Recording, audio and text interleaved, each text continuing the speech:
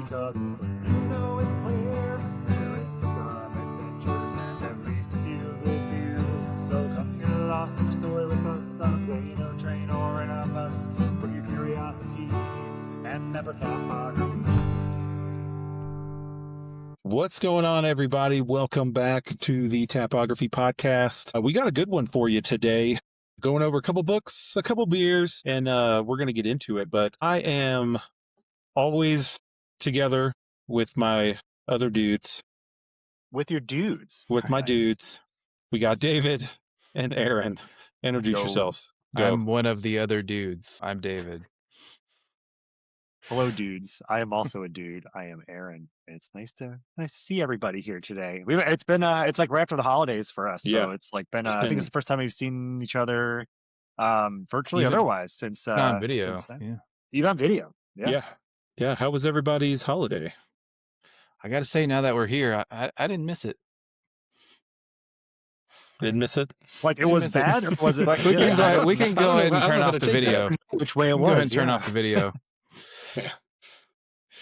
But yeah, my holiday was good. I went back to Texas, my home state, and saw family and friends. Went to the beach, got bit by about 1 million mosquitoes. Yeah. My allergies returned. We saw that carnage. Yeah. Those Yeah, pictures. you look like you got like skewered a lot. It looked like Vlad the Impaler shit. It was. I not did. good. It was. I was being tortured like death by 1,000 cuts, except it was mosquitoes. For sure. Yeah, we went to we had like a very long holiday season. We went to Europe for a couple of weeks to do like Christmas markets and stuff over there, and then got back and we did a bunch of more just like holiday stuff after holidays. Like I will say the one thing about this year's holidays, I feel like I didn't ever get to like sit and like enjoy it. I feel like we were just doing stuff the whole time. Although in the last couple of years we were very much sitting around, so it was like a good from that. But I do like a good like, hey, it's a Saturday or a Tuesday or whatever the hell like the intermediate days are where you just get to sit there and not do anything at all. And didn't really get one of those this year, but had a lot of beer and whiskey, and so Yeah, you did. We that saw. part was cool. Yeah, we were following along, and we were traveling in spirit with you, quite Mhm. literally. In spirits. Y'all would have had a good time. Well, next time we're dudes trip. Dude trip. Other Dudes dudes. trip. Other Other you're dudes my trip. you're my other dudes. There's some dudes, but there's So also who's the other who's dudes. just your dude? Who's the dude that you're the other dude of? Yeah. Oh man. Well, good stuff. Good stuff. I myself didn't. I did a little bit of traveling, but I think majority of my traveling was just. I think over the course of the past 2 months, I think I hit 20, 25 breweries. Nice. I was going to, when I traveling back to Austin, I think I hit every brewery that I could get my hands on there, which was great because there was a lot of them that I hadn't either been to in a very long time or hadn't been to at all. So I was happy with that.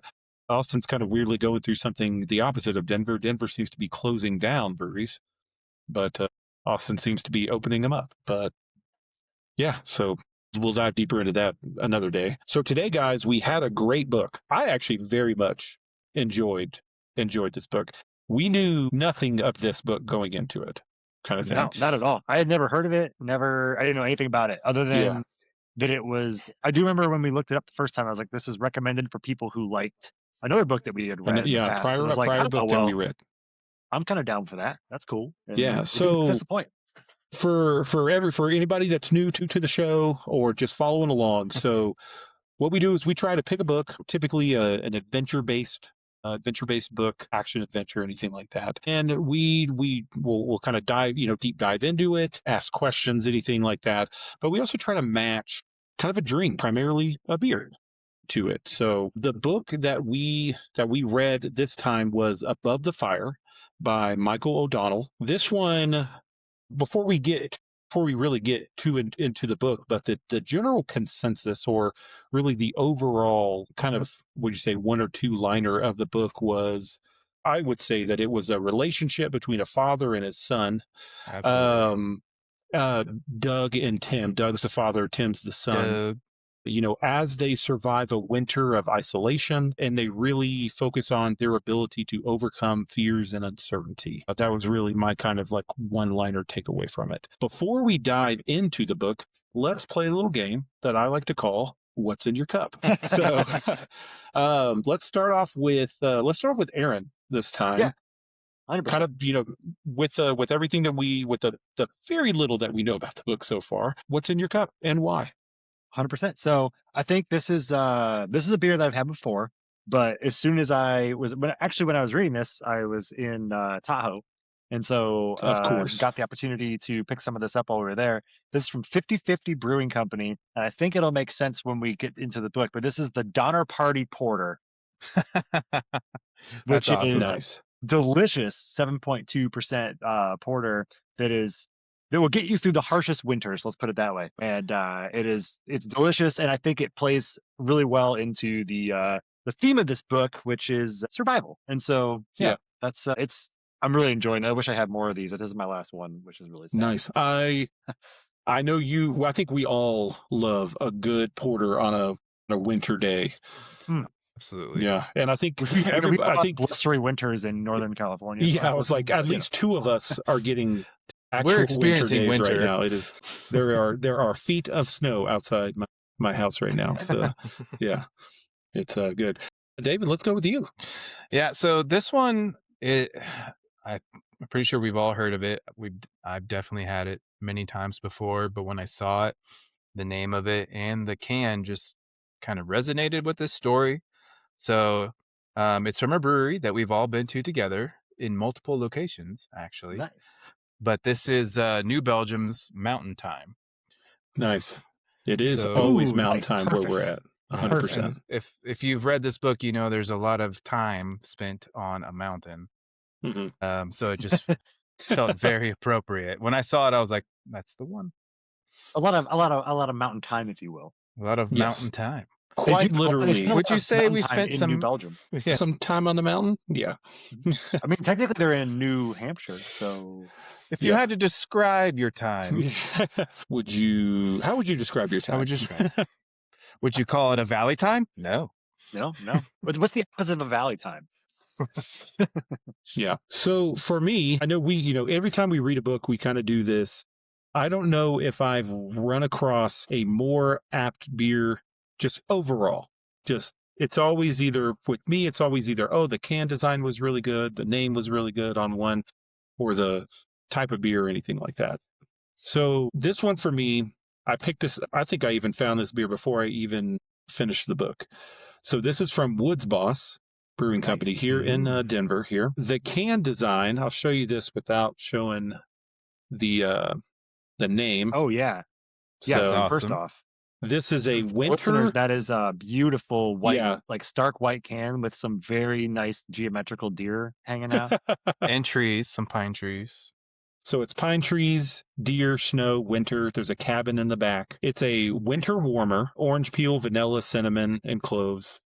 I mean, Sounds I'm all delicious. about it. The name of this one is Coming In From the Cold. Nice. Beautiful. It goes right on with this book here. Beautiful.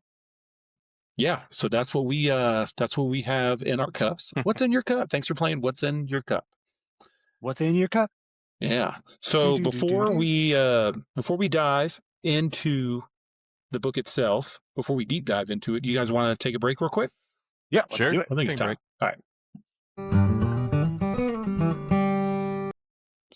All right, and welcome back. Let's deep dive into this book. So again, the book's name is Above the Fire. So obviously this was a book that I chose, that I brought, to the group here. And what really kind of drew me to this book in the first place was just the fact that, one, if you show me a survival type book, I'm 100% in already. But then you kind of make it to where it's, there's an actual story to it. There's some actual things that happen. This one is, it is a fiction book. So Wait, there what? are, yeah. Dave was like, wait, I think I read the wrong book. So starting over this, this book, it focuses on the two main characters are Doug and Tim. Doug's the father, Tim's the son. They're on what would you call it? They're just kind of like it's kind of like a It's like a Some backpacking guy- yeah, trip. backpacking trip on their own, but they're doing it in an area where they have access to different check-in cabin points, and these are larger cabins. There's even an observatory kind of thing. So they're in the Vermont area. What is it, Mount Washington? Mount Washington. Yeah, Mount Washington is in that area and stuff like that. So they're not alone on the trail. They're almost not alone often in general at all when this least to story kind of start, picks up. yeah. Yeah, to start up. One of my biggest takeaways from this book was, sorry, let me take a step back. So, they're on this trip. The events start to happen that cause, really, there's a rippling effect of certain things that happen. So they are up on the mountain. They start to get reports and information that things are happening down in the cities. And they start to get, this information's coming in from radio, So they first start noticing that like internet's going down Mhm. and cell signals going down, Yeah. and everybody's There's kind of a like, flare in the distance, like you can right. see smoke rising. Out of the distance. Yeah. And so it causes the groups to start making plans and certain things. So certain groups go off, choose to go home, certain groups choose to stay. But the main point with Doug and Tim is that Doug is coming off of losing his wife relatively recently. Mhm. And so what that has caused Doug to do is really put everything, all his focus, time, energy, and really himself into raising Tim, Mhm. kind of thing. Tim, as a result of that, is a very child growing up in a bubble kind of thing. At the same time, he is just a young kid, but he's never had to deal with these type of situations. He's never had to deal with really being scared at all, because his dad is always there to kind of block those or shield those type of things from him. And Doug is very much that father that wants to do that kind of Yeah, stuff. he wants to shield Tim from. Yeah. So The very bad quickly, you kind of learn, actually very early in this book, you learn that lifestyle is no longer going to function anymore. Everyone, regardless of the main characters, everyone is living out of their comfort zone, at this time. And that kind of, we'll get into some of the situations that they get into, but what were y'all's initial thoughts going into the book itself? So yeah, when I started it, I didn't really know what the book was going to be about. I didn't know much of, and that's kind of how I wanted it to be. They were just going to be above a fire. yeah, maybe. And Yeah, I it's pretty thought hot up here. Cool. it's like a short story, But so I love the concept. Like when I first started reading it, it's like you said, it's a father and a son. They're on a backpacking trip. The dad's never really taken his son on a big hike like this before. They've been hiking, but not like this intense before. And I was like, okay, this is cool. I wonder where this is going to go. And then when they start noticing that things are happening, that things like I said, the internet's going down, cell service is down, and everybody's kind of like, well, what's going on? Is something bad happening, or is it just some weird outage that's happening? At that point, they don't really know. So I was like, and then when you start to get a little bit more information, like that's the whole thing is pretty mysterious. Like it doesn't give you a lot to go on about what's actually happening. It more focuses on what's happening with Doug and Tim. Yeah. But when I I actually put in my notes, I actually have highlighted in my notes that there are actually three main characters in this whole novel. It's Doug, Tim, and Uncertainty. and yeah, Yeah, that's yeah. that's a good way to put it. And I love that concept. Like lit over here. I love the concept of people are just doing a backpacking trip. The dad likes to hike. He wants his son to go hiking with him and to learn to love hiking in the outdoors too. And then it turns into this, oh shit situation. Like, what do I do to protect my son at this point? Like, I don't know what's going on. It could be fine. It could be not fine. I don't know. So it's like, most apocalyptic or post-apocalyptic type stories focus on the apocalypse itself and people dealing with it. And this is not what this book is really about. This book is more about, yes, that's happening and there's uncertainty. They don't know what's happening, but it's more about, like, I have a note where I'm like, this book is about relationships. Yeah. It's about them developing relationships with the people around them, and also especially with each other. Yeah. And like, No, and finding oneself, really. Yeah.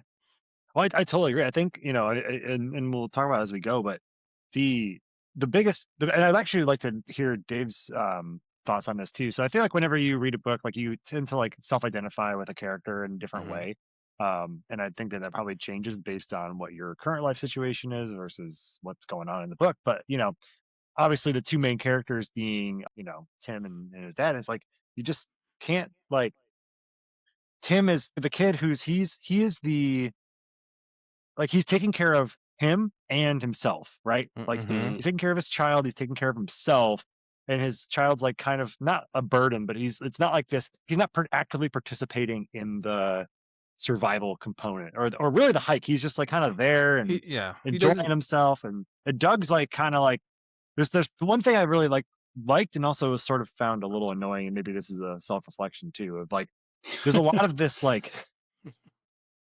Doug is like in his head being like, well, maybe it's this and maybe it's that. And I'm like, oh my God, just go on with it already. But you know, it's like, Just choose a direction, for fuck's yeah, sake. or he's like, they're trying to think about like, oh, what does Tim think about this? Like, what does my son think about this? And I'm like, Doug, you got to just do something, buddy. Yeah. And, you know, I was thinking about it and I was like, you know, I identify with the Doug character in ways of like, all right, how do I make all these things happen? But you know, by the end of the book and as they go, they do start developing this relationship that's a lot more reliant on each other versus like just Doug is the Mhm.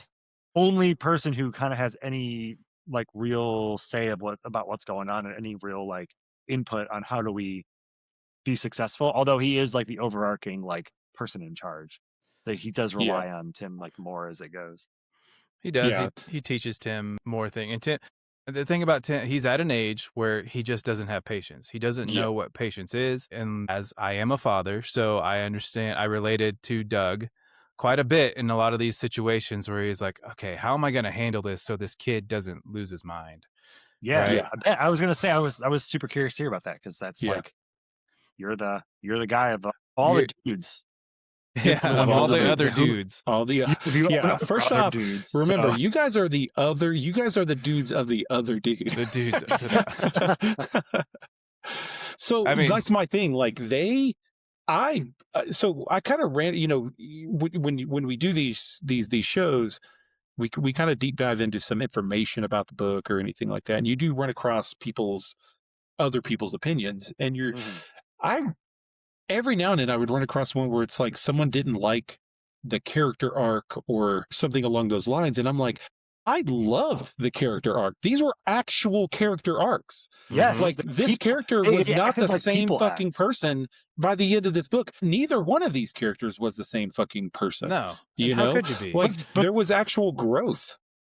but they're also like parts of their old self too. It's like an informed, like they're not completely. It's not like one of these like hero stories where like, oh, they had this experience and they've been completely changed, and all of a sudden they know like They're- judo. Like it's like this I know realistic, kung fu. like, yeah, you know your judo well. But they really like have this. They change based on their experience, but they're still the same core people. Right. Although it's very much informed as it goes by their experience, and it's just like, you know, I like that part of it. I wouldn't agree with that classification that other people would put it into because I thought that was really like I mean, I thought it is. realistic. Yeah, I 100% agree. It's realistic, and it's a character driven story, right? Like it's not about event after event after event. Like here's a problem that arises, we have to solve it, and that's what the story's about. And stories like Mhm. that are great, but that's just not what this story is. This story is, how is this father going to keep himself and his son alive in particular through Yeah. this situation, which we haven't really gotten too farther into the book to talk about that, but essentially that's Yeah. what it is he's like, Yeah. I'm just thinking about myself and my son, mainly my Yeah. son, and how am I going to keep him safe? Yeah. Well, and He's- and Go ahead. oh, Go I ahead, was just Aaron. gonna say like to add to that, like just they are essentially alone for most of the book. Mm-hmm. Mhm. Like they're not like in the, you know, society may or may not be falling apart around them. They don't know. They have no idea. They're idea. essentially alone for most of the book, or for most of like the actual chronological component of the book, right? Like for the bulk of the time that they skip ahead and everything. So like why would they be changed by these events? It's not like it's you're not Breaking Bad, but like Walking Dead, where they're like experiencing these horrifying, like they're just kind of living their. They live fairly comfortable lives. Yeah. all he's got a things little considered. school thing going every they're day. yeah, got they have pancakes. access. Yeah, they have access to food most of the time. There Yeah. is a time where they have to go. It's like, hey, shit's getting low. We need to figure something out. But they're in an area where it's almost like would you say it's like a national park or like it's almost Yeah. like that kind of level of like every time they go, there are a couple like camps that are within a few miles of them or Right. something that are either stocked or something like that. But that's where the unknowing comes from. So once the events happen and people kind of start going their own way, Doug, Tim, and at the original time, a few other people decide to stay. Danish family. Yeah, decide to like say, you know what, we're not going anywhere. We need to figure out what's going on. So within that, though, you obviously have that Danish family, but you have Tim, who is just freaked out the whole time, which is understandable. He just doesn't know what's going on. He also just wants to like play with his toys, kind of stuff. He just wants to be home. He just wants to be a kid. Yeah, he just wants to be a kid. You have Doug, who is trying to anticipate everything so he can filter it from his son. But as time goes on, and they're there for a long time, they're there for over a year, right? Because don't they go through 2 winters? I think they were I thought just. it was just they were one winter. Was it just one winter? because they were Yeah. hiking in the fall, and then So it's something And then like they winter. waited till the spring. Yeah. Yeah. Either way, it was long enough for two people, because as time goes on, the Swedish family kind of decides to go do their own thing. A lot some people decide to go down to town to figure out what is going on. Some people try to go to another cabin or campsite away from where this original story takes place. There is a larger observatory, Yeah, I on Mount guess that's Washington. on Mount Washington that has. So Tim and Doug and Tim had visited these places over like before the event started. So they kind of had a good idea on what was in these places, the amount of food that they had, stuff like that. So they kind of, as kind of time goes on, they kind of, they're starting to get what would you call it? Not a regiment, but basically they're like a day-to-day what they need to do. Yeah, routine. Yeah. Yeah, routine. There you go. Couldn't think of the word. So they're kind of getting a routine going. Like, and then, so what would you say the first kind of event outside, like once the overall event happens, would you say is that the person showing up at their house, or not at their house? It's their house. It's kind of their house. Yeah. It's their house. Well, I mean, sort of, right? Because so they get to the they go back to this house. So they're at this main like lodge or whatever, right? And then they go back to this cabin that they had been to previously. And when they get there, there's like just one dude there. his And name is so- David, by the way. His name So, like, is they can be David. friends with Yeah. David's like a grandfatherly figure, just like our David. David's He's a actually grandfatherly a figure. very good secondary character. Yeah, Yeah. I enjoyed David. It's true. Yeah, he's like kind of a little eccentric, but like he's like always, he's the dude who volunteers at like the visitor center. Yeah, Like, he's kind of the caretaker of this cabin on the Yeah. trail. So he starts showing them how to like take care of the place. Yeah, because they go to the observatory and that's where everybody's kind of figuring stuff out. And then there's like one of the park rangers is like, I'm going to lead a group down the mountain and we're just going to go see what happens. Yeah. And one character that I feel like is important to acknowledge here is that there's a guy with like an orange The orange hat. socks. Orange socks. Thank Orange you. socks, Orange yeah. socks. And that dude is kind of bad news, like from the get-go. He just gives off bad vibes. He Yeah. doesn't have like social cues. Yeah. He's just not like he's not like overtly bad or mean. He's just like He's kinda just giving you creepy. you creepy notice him. vibes. Like Yeah. you he's notice him. disheveled. He's kind of unclean.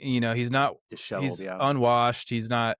He's just not somebody that gives off a comforting vibe. And so he's like talking to this young, like 19, 20-year-old girl at one point when they're still at the observatory, and Doug notices and he's like, she looks really uncomfortable.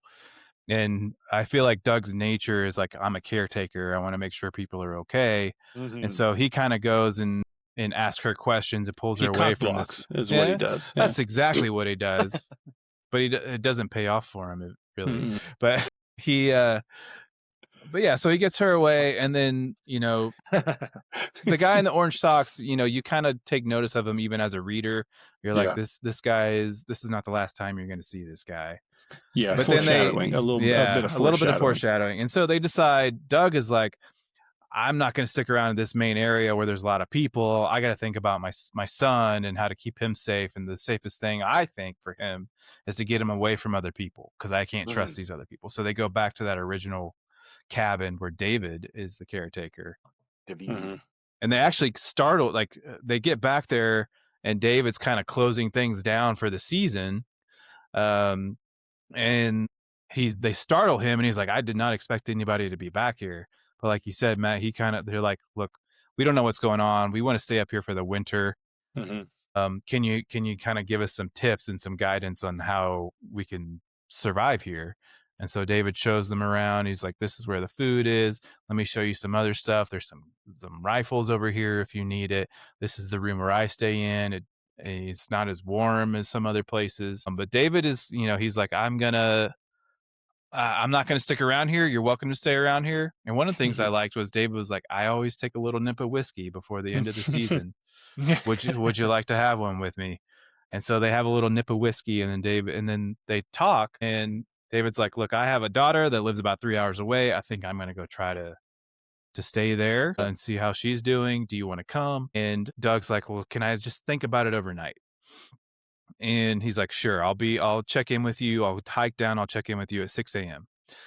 And so Doug, and I related to Doug because this is the decision I would have made, because I think Doug is like, I want people around me kind of thing.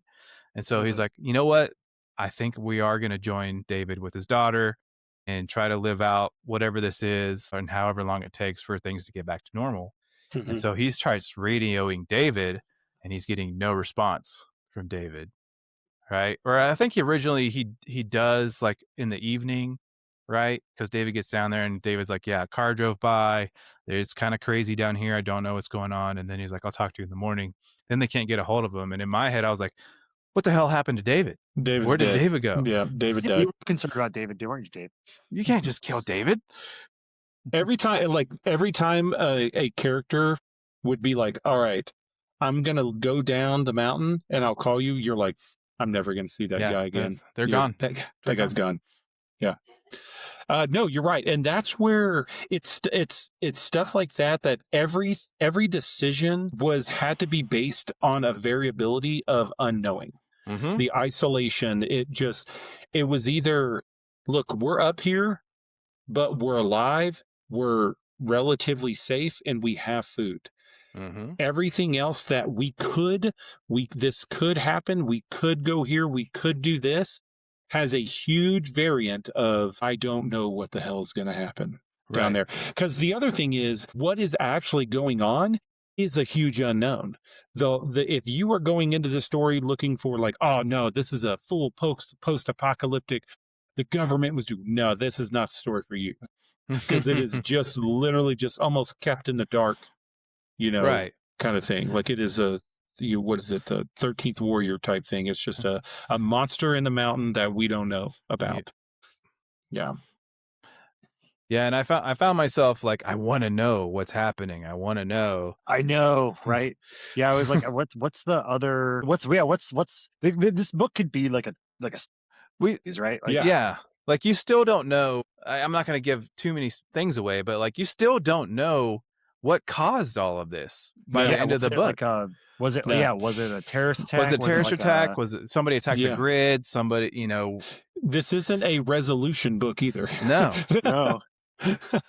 Which I think is like, there's something wise in that too, right? Because whatever your imagination comes up with is probably way better than what it would be in the story, right? Like most likely. So yeah, I thought that was smart. Ultimately it could just be unsatisfying, right? Because you can't please enough people with an ending like that. Yeah. No, I mean, you're in it's in the perspective of Doug too. So it's not like you know what's going on and he doesn't. Like you both have no idea. So right. So I wanted to get back to that kind of topic a little later on. But before we kind of get into the second, I guess, event, we can refer to them as events. Let's take a quick break. Sound good? Be a break. Cool. Sweet. All right, guys, we are back. Getting back into this book here. So I really wanted to kind of take a step back and go over kind of the timeline that kind of everything happened. So we had these different events that happened to Doug and Tim, but kind of as we're talking about them, it's real easy to kind of get the idea that they kind of happened back to back, one right after the other.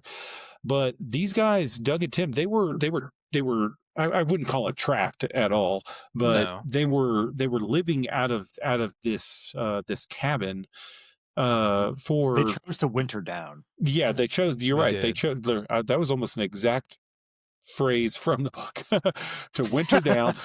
And the the time difference between, say, it actually starting and David leaving, and then David leaving, and then some of the other things happen. There are actual weeks or a month or so that actually happened between this. So during that time, Doug and Tim, Doug kind of as the father figure and was there to kind of wanting Tim to really kind of start learning a little bit more. After a little while, kind of Doug got the idea of just saying like, hey, instead of just like Tim just hanging around and complaining and eating cookies the entire time, and really kind of complaining about, there's nothing to do or I'm bored or anything like that, he kind of got the idea of giving him projects and stuff like that to do. David, you want to go into more of what those Yeah. projects were? So I Yeah. mean, like you have to keep your kid occupied, right? Like he's like an 8-year-old kid, and so he's gonna get bored, and it's okay for kids to be bored. But for Doug to be able to do what he needs to do, he also needed Tim to kind of become a little more self-reliant and independent, right? Like even though Yeah. he's 8 years old, like there's just the two of you out there, you're wintering in a cabin up in the mountains, like you have to have some self-reliance. Like Tim has to be able to go off on his own and explore and entertain himself and not always rely on Doug for stuff. So Doug's like, how do I keep this kid occupied? One, he's like, okay, we're going to do like a school type of thing. They have like, I think they have like workbooks and stuff in the cabin that they could use. And then Doug is like, we have tools in the cabin. We need a project to occupy us for a long time. So he's like, we're going to build this desk for school. And so they go out and like, he's like, let's pick a tree, let's pick a log, and let's use that to build our desk. And so they have saws. He goes out and Tim and he pick a log, and then they bring it back and they start this. It's really like a weeks long project to finish this desk, which is a good thing because it occupies your time. And as we all know, like in a survival situation, you need projects. You need something to occupy your time. Yeah. There's gathering food and water and all that kind of stuff, but there's also like a lot of downtime where you need something to do. Yeah. And then more importantly, it has to be something that a kid can do. A kid can do, yeah, Right, something that's yeah. in his capabilities. And that's a good point. And so he's like, we can build this desk together. And so they're doing that over time. During this time in the book, when I'm reading, I'm like, they're not really dealing with a lot of struggles, like Mhm. there's not a lot, which is not a bad thing. Like I'm glad things are going well for them and kind of going as planned.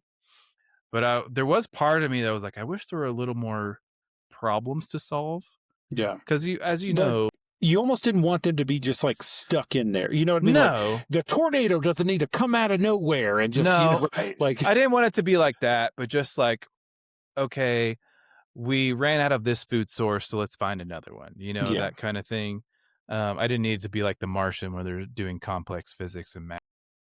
or just like every time you solve a problem, another problem happens. Another Like, problem that arises. that's not, unfortunately, that's not always the case. Not Right. unfortunately. Fortunately, that's not always Fortunately, the case. especially for this story, yeah. Yeah. But there is a point where like they're cutting some wood and Tim cuts his hand, Mhm. and it's not like Doug is not a doctor, right? Or a nurse. So he has to go and he has to keep Tim calm. Like I can tell you, I have kids. If something like that happens to one of my kids, they are losing their mind. It's going to be very difficult to try to keep them calm. And Doug does a really good job. And Tim did a good job of really staying calm and kind of going with the flow. Yeah. I think by that point, though, Tim had already that, and I think you're right. Going into that, that was like in my mind one of the first times that you really started to see Tim was starting to grow Yeah. in this scenario. He was one by that point. He had, they had been in this situation, if you want to call it that, for a decent amount of time. His complaining had kind of subsided for the most part. And when that happened, understood, like the understanding that Doug, the father, gave him, he kind of was like, okay, that's exactly, like, I get it. Yeah, I I did get it that now. and I shouldn't have done that, kind Yeah. of thing. Yeah. Tim Yeah. definitely had, like, he grew up a bit, like, definitely beyond his years. Like, he Mhm. was like, okay, I feel comfortable going out and exploring by myself. And it's like he brings like his whistle with him or whatever. It's like, if you have issues, then blow this whistle, or just, this is our signal to know Mhm. something's wrong. But like, I want you to feel comfortable. And it's also tough for Doug to be like, he's out of my sight. I don't know what's happening. I don't Yeah. know what's going. Like, that's a tough thing as a parent to be like, I don't know what my kid's doing. And it takes it, and he gets more comfortable with it. And they get like a pretty comfortable living going through that winter. Like they Yeah. have routines down. They come across little things here and there, but it's like they have it pretty well nailed down. I think eventually, like, what becomes the problem is social interaction. Like they kind of start to crave that.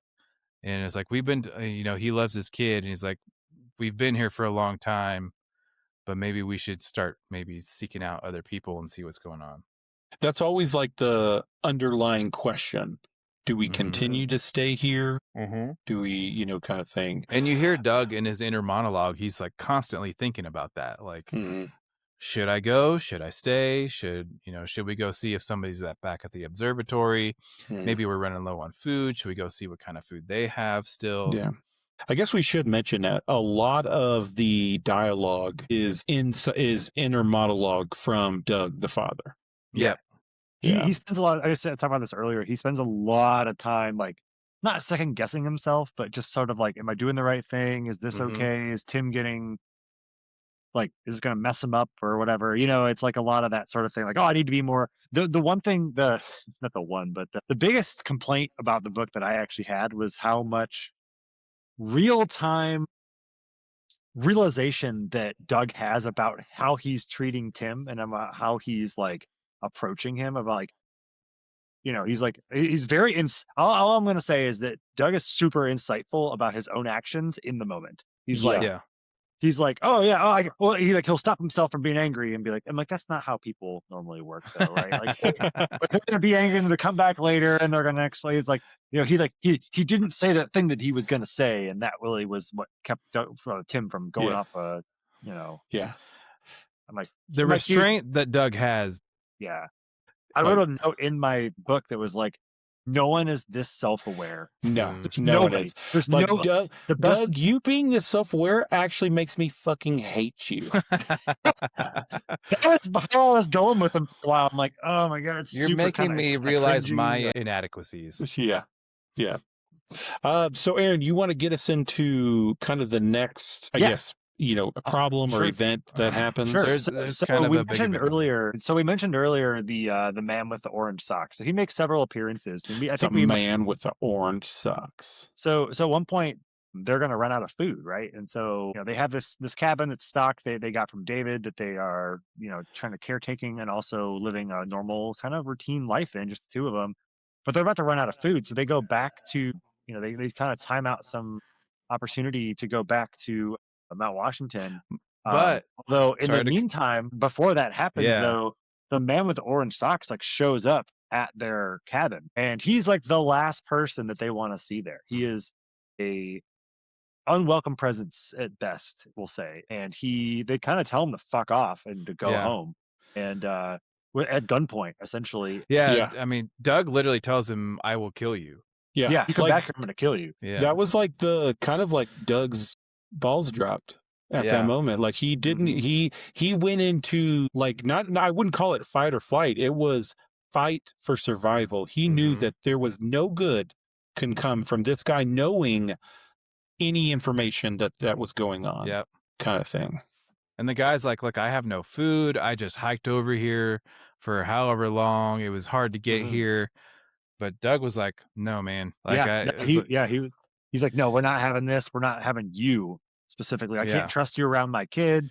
This is like, we got a thing going here. You got to get Mhm. out of here. Mm. But at some point they're running low on resources, and they're like, they're rationing food. They've lost some weight. Like, they're just like, we got to restock. And so he remembers from being in the Mount Washington like observatory that there's a cafeteria there and a lot of food. So they're like, all right, we got to go back there and figure that out. But it's a pretty treacherous journey in the winter at best. So they're going up there, and then they finally see it, and they're worried about this guy. He's the antagonist in this story, where he's like, they're worried that someone's going to see him. If not him, who has gotten up there? They don't have Right. any radio contact. They have no knowledge of what's going on in the outside world, other than the last thing that they knew was something bad's going on.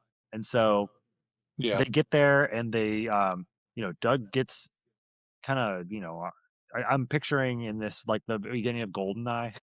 Like, this is like the beginning of GoldenEye when they're in that like snow fort. But yeah, he like sneaks up into the building and gets into where the And they food do is. monitor, like Doug is very tactful. Like Yeah. he Yeah. tries to suss out every possible scenario before something happens. And so like Tim stays back and hides behind this rock, and they observe the observatory, ironically, and to see if there's any like movement that they see for a while. Could there possibly be anybody there? And they don't see any movement or anything there. And so Doug is like, okay, I'm gonna go check it out. Yeah. So he gets up there, and he's in there, and he's like, "There's nobody here. There's nothing. It Mhm. smells awful." Yeah. Like, and I think they're alluding to like essentially it's not like death, but Yeah. he doesn't know who's there. He doesn't know what's going on. He can't see anything happening. He's like you said, he's been there several times, like reconnaissance, to like see if the curtains are open and certain Yeah, they things like have make changed. trips to like just go sit Yeah. out, basically watch it from the outside. Yeah. Right, which is smart. And so anyway, so he gets in there, and he ends up getting everything he needs, but he does have a run in with the man in the orange socks, who is he gets the drop on him. So he's like pointing his gun at him essentially, and the guy with the orange socks, in a very to me unexpected. When I'm reading this, I'm like, oh, it's about to go down. Yeah. The guy's kind of like, hey, like it's just like it's very It's Yeah. very yeah. But he, they essentially, it's like the first person that he's talked to since he's talked to them last. Yeah. You kind of also get the idea during this whole thing, Doug has been very meticulous because of what David taught him. Doug has been very meticulous of everything that he's done during this whole thing. Yeah. The man in the orange socks has survived the exact opposite way. The Yes. complete opposite way. Yeah. Has Just like eating shit, throwing it, eaten a every- Yeah, just pile. throwing it in a closet. unmanaged trash, everything. Yeah, that's kind of what the gist of it, what you get there. Mhm. Yeah, absolutely. And so it's pretty interesting, like the way that they put it together. But they have a little bit of a confrontation, but really it's just you walk away feeling bad for this guy. You do, yeah. man with the He's orange got socks. you get a little sympathy for him Mhm. because Yeah. he's an eccentric kind of weird guy that gives off-putting vibes, but it's like, is he really a bad guy? You don't really know. Like he kind of had like some confrontational words before with Doug, but it's like he's like, look, man, I'm just a person. I'm trying to survive too.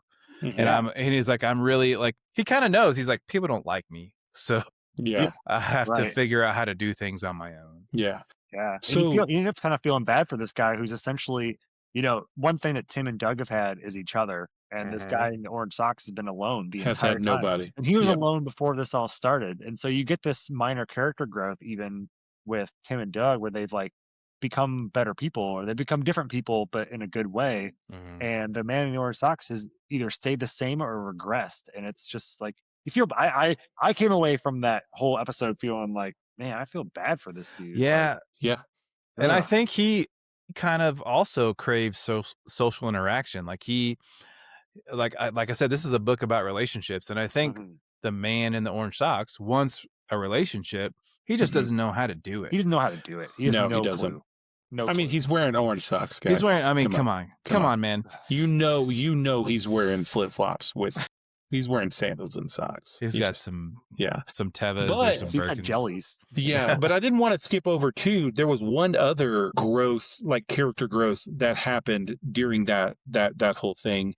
Was Doug actually trusted, but also tasked Tim Mm-hmm. with being alone on this mountain for a particular amount of time Right. while Doug went and did some recon work, basically. Right. And, you know, he didn't freak out. He did, you know, he kind of understood the assignment, basically. He did. You kind of feel like Tim's going to grow up to be a badass. Like he's gone through this situation Mhm. where most kids his age haven't had to deal with. Yeah, but we know Tim when he would complain a lot. Yeah. Yes, we do. Yeah. He's a kid. Come on. But so that, you know, that kind of brings us to the fourth quarter of this book where, so after that, after the events of them, you know, running into Orange Socks guy again, and kind of, they do end up getting the refreshing of food that they need, kind of thing, and actually getting back to their I guess at this point we'd call it their home or their home base, kind of thing. At this point, I think like a decent amount of time goes by. Like they're just they're just surviving. They're kind of finishing out the winter. Yeah, basically. And so you guys want to go into like what kind of started the, because you know something, you know, things happened to where they actually decide that they want to go down. You know, they want to try to find David. You know, at this point, and because I think we kind of skipped over this too. So they are from Boston, the city of Boston, right? They're from Boston. And Doug is almost 100% sure. He's like, Boston is not where we want to go. Yeah, we do not. Absolutely. Yeah, not. we do not want to go back there. There are reports of like, we kind of glossed over that too earlier, but there are reports early on in the book that's like, there are riots in the city. There are people being killed. Basically, cities are the worst place that you could be. And this is happening all across America, too. Like, it's not just in the Northeast kind of thing. So, one of you guys want to go and start off with getting us to kind of land in this plane? Sounds like a job for Aaron. Yeah. Cool. Yeah. Golly. All right. Aaron was like getting up ready to go. I know, pretty much. So it's like, you know, things are thawing out. They're like, we gotta, you know, we have to. There's a decision that Matt was talking about. There's a decision that's kind of happening inside Doug's head, that there's an inner monologue. It's like, we can't stay up here forever. Right. Like, we have food, we can go get more food, but like eventually we need to go back to the world and at least see what's going on. Like, we can't, this is not good for Tim, it's not good for me. Yeah. Like, we need to go and like, we can't, we gotta, you know, they have as much information as we do as the reader. Like, we don't know what's going on. And so they gotta get back. So it's starting to like get spring's coming, it's starting to melt out a little bit. They can get down this track that David left on. And, you know, their goal is they want to get down to this like ranger station, because maybe David said he would leave them a note or leave them some sort of like directions, or there'd be some sort of like way some for sort them of to indicator. get there. Yeah. So they kind of load up on all their equipment and they head out, right? And so they get down there and there's like nothing. There's no cars, there's no people, there's no anything. There's like, it's like very clear that no one's been in that ranger station for a while. Yeah, like didn't David say he would leave them either, or they found a note saying from They found David? a note from Okay, David. gotcha. Yeah. I found a note from David that like had like an address in it, I think. And It so did. It had 2 bikes. He's like, I left you 2 bikes. That's it. Yeah. And because an because address. Doug's car is still in the parking lot down there. Yeah. Yeah. But That's it's not a different parking lot. a than where different they got parking to. lot. Yeah. Right. Mhm. And so David is like, here are 2 bikes to get to your car.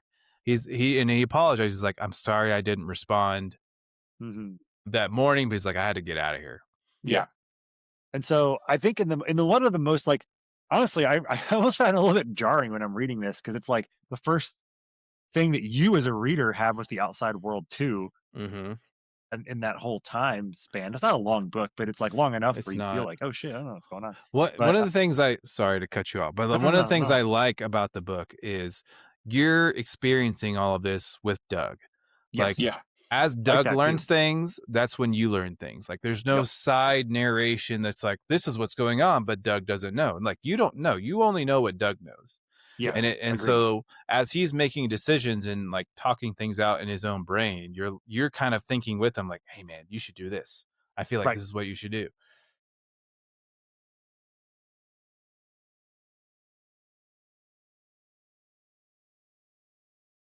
Yeah.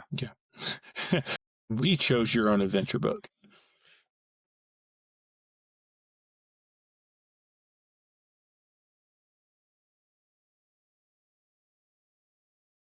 Yeah. And they're like, all right, there's these houses and they're clearly not abandoned. There's no people outside, but there's like a playground over on this one Mhm. house. It's like these big lots, right? It's like acre plus Mhm. lots. So they're like, takes them a little while to get down the street. And so, you're kind of like, all right, they're gonna get shot at, they're gonna get something, but nothing happens. They just Yeah, kind I was of. waiting for that. I was like, okay, here's the next thing that's when going to is- happen. Yeah. I keep looking at I'm reading it on like an ebook. I keep looking at the percentage complete. I'm like, we're almost at the end here. Yeah.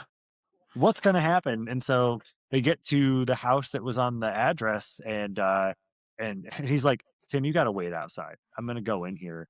And he goes in, and he's essentially like, you got to stay out there. Yeah. Like, do not Mhm. come inside. And it turns out that David is in there, but David had passed Damn it, David. maybe a Peacefully. few months Yeah, peacefully. Peacefully. Yeah. Maybe a few months or so ahead of time. And so, they respectfully take care of David, and they Wasn't So there they- something about how maybe is that where they? Wasn't there something about how he actually did go see his daughter, right? And then he came back, So, yeah. there.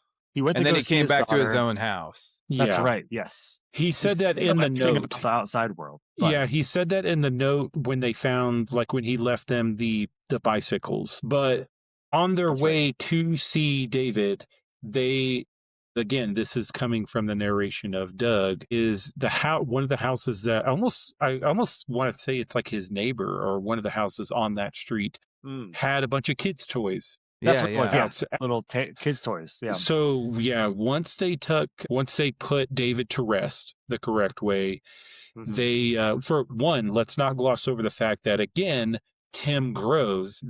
Tim, you need to stay outside. No questions asked. Yep. He Yep. understands. I get it. He understands the situation, and Mhm. he just stays outside.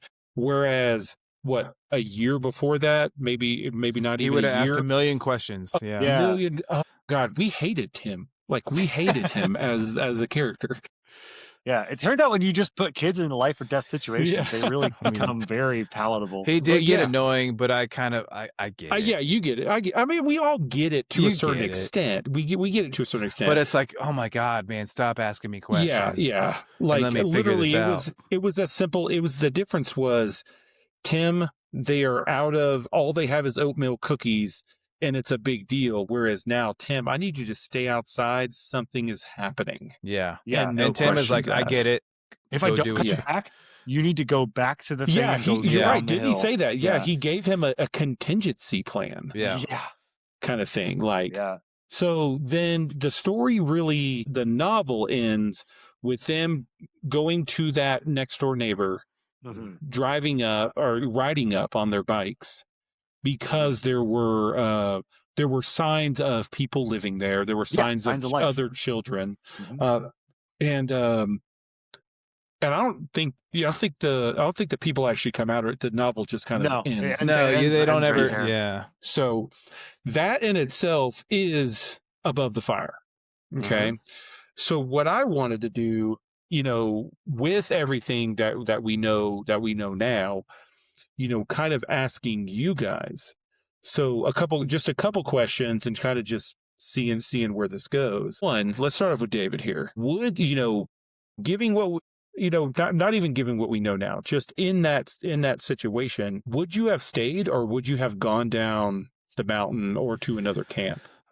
So I thought about this as I was reading the book.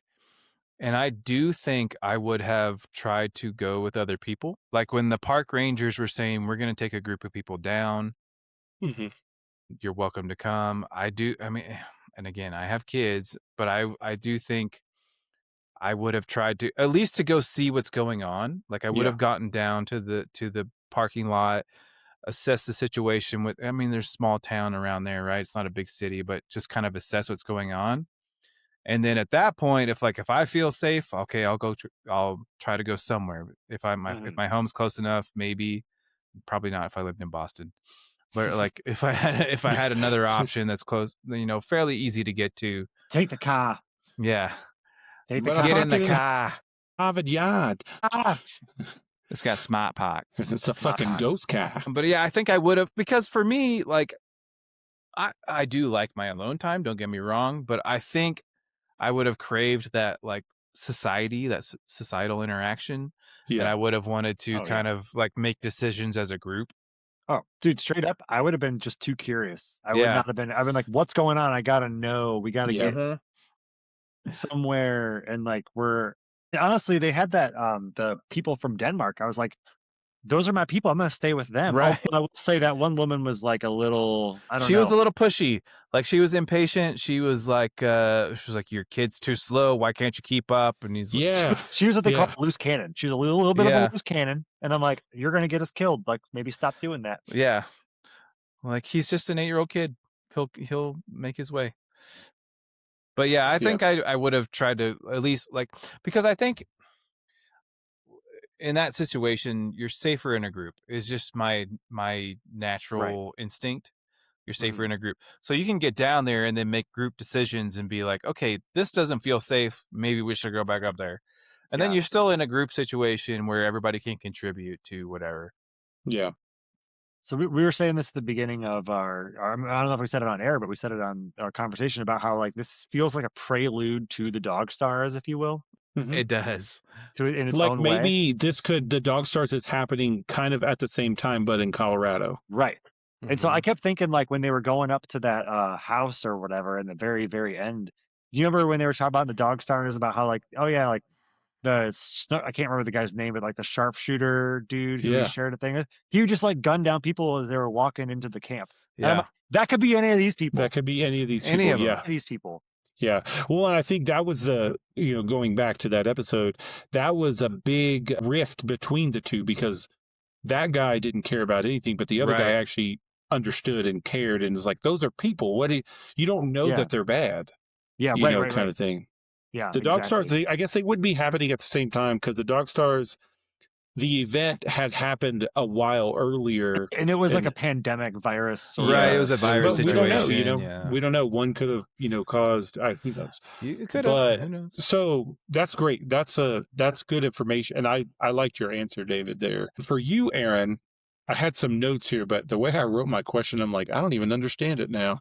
But let's go with, It's that winter you know, rail, buddy. yeah, let's go with, Aaron, what did you think about O'Donnell, the author, decision to really kind of keep the narrative focused on the internal struggles that Doug faced, really Oh, kind man. of within his own heart? So I thought that was an interesting. So I was thinking about this when I'm reading it. I'm like, man, I remember thinking at the time, I'm frustrated that I don't know more Mhm. about what's going. Like I want to know more about what's going on outside of him. And I'm thinking that, and it's one of those things. Like I realized, like halfway through, I'm like, so does he. He also wants to know. Like, Right. you're putting me in the position of the character, and that like it's sort of like one of those things where like you remember like when you're a kid and you have like in class, you have to stick your hand in the box and guess what it is, and it's like Mhm. fucking what spaghetti or something like that. It's like brains. It's kind of like that sort of thing. But you have like blinders on, you can't see what's going on outside of this. I liked you it a grow lot. up I in- felt like that added. Real to quick, it. did you grow up in Dune? Is that like a But you say, yeah, you- they had did you they had not a grow up in- needle to your neck, and you were- like I'm sorry. I guess I didn't realize that you guys didn't mess around with the Bene Gesserit. As like whatever. Jesus? Aaron's Okay. hardcore. But no, I think you're right. I think the intention of the author is like, you're going to experience everything Doug's experiencing. You're not going to know everything Mhm. that's going on. You're going to have to learn as he learns. And you don't like, and I was like you, I had that urge to want to know more. Like I was like, I Yeah. want to know what caused Yeah. this. Oh. I want to know, like, I want Yeah, there to give be me like a some deets. mystery that he solves and he figures out what happens. But Yeah. then you come to learn that that's just not what this book is about. Dude, and I think that Yeah. that's you're kind of on the ride and you're doing the best you can on Right. the ride to like make sure, which is I feel like you always have these stories of like, here's the hero and here's this, here's that. You're right. Like who's like, you think about, I was thinking about like Star Wars, like you have the cantina scene where the guy is like, I don't like you, neither does my friend, or whatever. My friend doesn't like you, neither do I. There's like 3 people down from that of just some dude like living his life and at the bar after work. Like, right. that's the guy that almost everyone in those situations is. You're not going across the galaxy Yeah. to solve a You're not mystery. or you're not Han Solo. fight. Okay. No, No. Like, Solo. yeah. No, you are the guy who makes the parts that go on the pod racers. Like that's your Right. job. Yeah. Like, you Yeah. know, No, that's a good comparison, and I think I agree. is it- I pretty much agreed with both of you guys there. So my last question for this one, kind of really bringing this episode home before we kind of just, before we kind of just overall thoughts.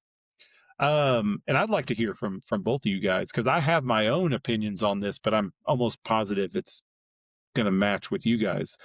But just overall thoughts of the end. So would you enjoy it, or did you agree with it? Is that how you would end it, or would you have gone kind of in the direction of 1 year later kind of thing and where things are? Do you agree with the direction of leaving it up to the imagination on what happens next and how everything pans out? Yeah, I really did. So again, I found myself like, okay, now this is where we learn what happens. Like he's gonna go talk to David, and David's gonna tell him everything that's going on. We're gonna get a big exposition dump. But no, I like that he left it open ended. It's because again, you're experiencing everything that Doug and Tim are experiencing, especially Doug. So like you're going in and you're just learning what he learns. And that's what he's been doing the entire story. So there's no point at the end to just kind of exposit everything and you finally figure everything out, right? Like it leaves it open ended. It leaves it up to the imagination. I think that was the appropriate way to do it. Like, did I want to know what happened? Of course I did. I wanted to know what the situation was. And I did kind of want to know, are they going to keep making it? Are they going to go do home? Are they going to go do this? But the way they ended it, I felt like it was good because again, we kind of talked about this earlier. You're not going to be able to satisfyingly end that situation, right? Like even if you learn and it's an interesting thing that happened, like, oh yeah, there was a cyber attack that took down the grid for America and they're still trying to figure out how to do it and everybody fell into this like anarchy. Like, is that interesting? Sure, but it's not the proper way to end this story. No. I feel like. Yeah, I feel like that would have been too much. Like it would have gone too deep, and we would have lost the one. It would have been hard to do that, but also keep to Doug's internal, Right. internal thoughts and monologue there. I think that like the author stayed true to the story he was trying to tell, which was character driven and relationship driven, and you're learning things as the characters learn things, and that's the point he was trying to make, and I think that was the right way to do it. Yeah, I agree. I think that this is for me this actually mirrors a lot of like what like kind of like mid 2000s M. Night Shyamalan sort of stuff of like there's something happening, you don't really know what it is, Right. neither of the main character, like kind of like The Village or like some of those like movies like that where it's like Bruce Signs, Willis is really dead. He was Bruce Willis the whole time. It's Bruce Willis the whole time. That's what. Yeah. But on a serious note, like most of those movies are like different levels of because there's this big twist or there's this big reveal. You're This getting movie doesn't have this big reveal because it doesn't need it. It's not a movie, but this book, the story doesn't have a big reveal because it's not about. It's about the journey, not about the destination. Right. Yeah. But I thought that was cool because I really was like, I want to read another. Like, I want to read like the next in this series. It feels like it's setting up for a series of. I books. agree, and I do want to know more. I want it to continue. I would be down. For definitely a sequel. Well, it ends like The Road. It's really awful.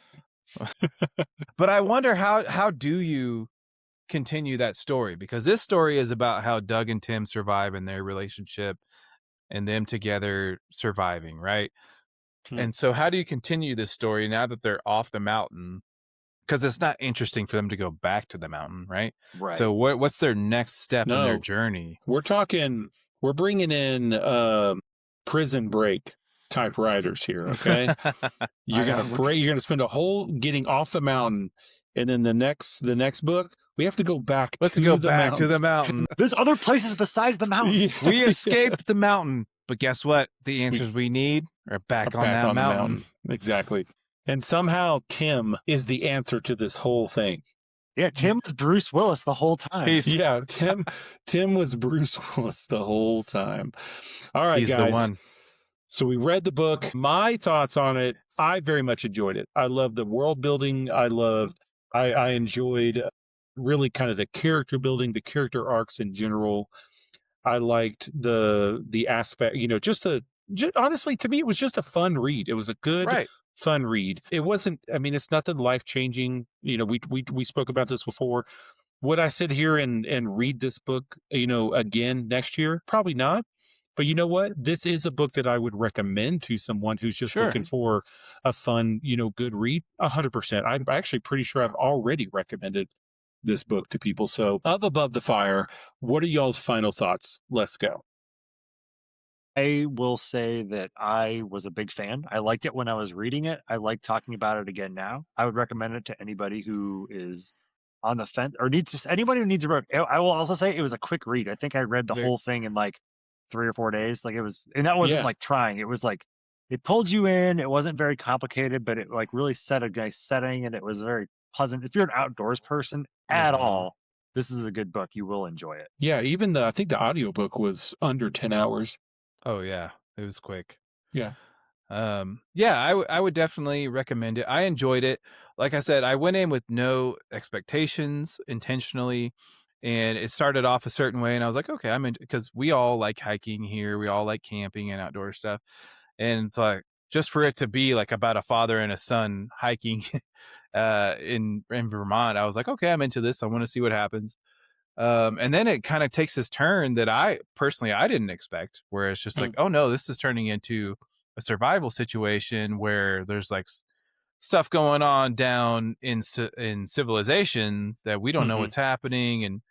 And yeah, I found it very interesting. I found it very relatable, and it's almost like you're in the story yourself, because like I said, you've learned things as Doug learns them, kind of try to help him make decisions, even though obviously it's a written story. You're but you're like, yelling while you're Yeah. driving, don't do that, or just make a decision. yes, this is what you need to do, Doug.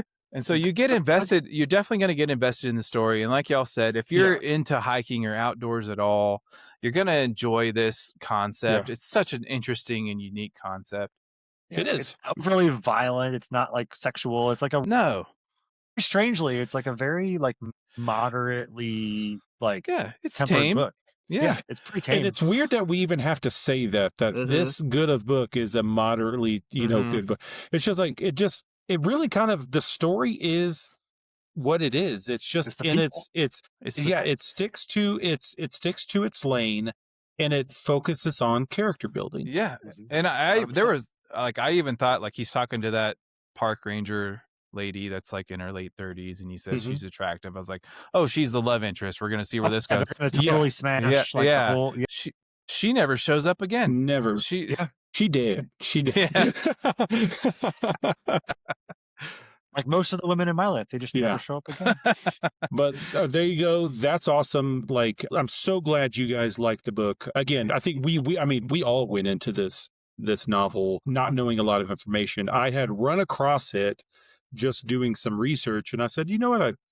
Just the title, Above the Fire. All right, I want to tell me more about this fire, and kind of went into it. And I said, you know what? That sounds like a good candidate for a book. Let's do it. And no, that's great. So going on next episode. Ooh. Who's up? It's Aaron's turn. Aaron's turn. So we're going to, for our first time listeners, we definitely want you back again. We're going to tell you what the next book is, and give you a little bit of time to read it. Normally we try to do this once every couple weeks, but the holidays threw us for a loop. This was like life, 2 months. Man. A little bit, man. We all read this book a long time ago. We did.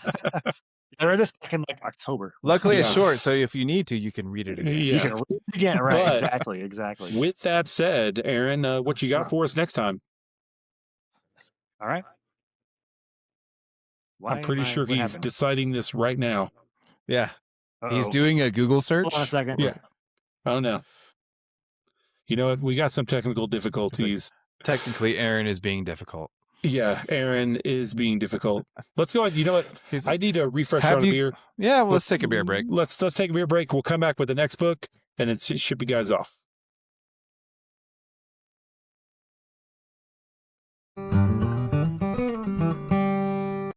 All right, so bringing us back. Yeah, I'm back, and Yeah, Aaron is I'm finally back. ready with my selection for y'all. So Yeah, so I go ahead. actually not finished this book. I started it, and that's okay. But started it, and I'm really excited to actually finish it with y'all because I just like life got in the way, and I never got past like the first 2 chapters. So Nice.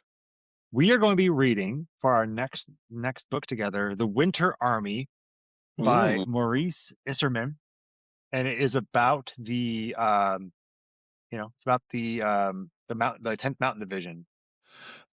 I knew this book was coming. There Yeah. had to be a book about this. We've talked about this I'm before. super excited. From everything from like the 2 chapters I read already. As Colorado guys, this is going to be good for y'all too.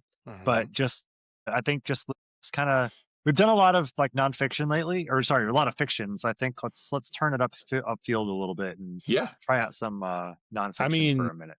So we have to drink 10th Mountain 10th Mountain I Division. think we do. I have some left actually. That's good. We That's have good. to. That's a good. I'm gonna have to buy another bottle. I'm already done with mine. No, mine was that's, finished. I know you long guys are time really ago. you guys are putting a gun to my head here. You said but it's by Maurice Isserman, right? Yes, yeah. Perfect. All right. Maurice. The World War II Odyssey of the 10th Mountain Division, America's Elite Alpine Warriors. Yup. It's winter time, and I feel like we should be reading the Winter Army. Yeah. Nice. I know a little bit about this already, and it's such an interesting story and subject, so I'm very excited to read this. Nice. The modern U.S. I do know that the modern U.S. ski industry is the way it is because of these guys. Because of these guys. in the Yeah. good ways, not the bad ways. The bad ways is because of. awful I other actually stuff, already but- found the entire book on PDF online. Nice. So just search it. Nice. The Perfect. epic story of how the U.S. Army's 10th Mountain Division broke the last line of German defense in Italy in 1945. Yup. Nice. Dude, I'm excited Mhm. about that. That sounds great. Well, let's keep it rolling, man. I'm excited too. Thanks for picking this one, and I'm excited. Let's do it. Let's do it again soon. Let's not wait as long as we did last time. Yeah, well, we don't have a bunch of holidays, travel, and Aaron basically circumventing the globe. Yes. If you haven't noticed, Aaron travels. Aaron travels. Yeah. We're not Yeah. sure he has a real job. I'm actually pretty sure he doesn't have it. I don't know that it's any of your business. Yeah. But we're going to close it out here. Thank you very much, everybody, for listening. If it's Thanks, your first everyone. time, welcome. We got another great book coming up for you soon. Let's face it, it's probably your first time. I know. We Never used forget to your first time.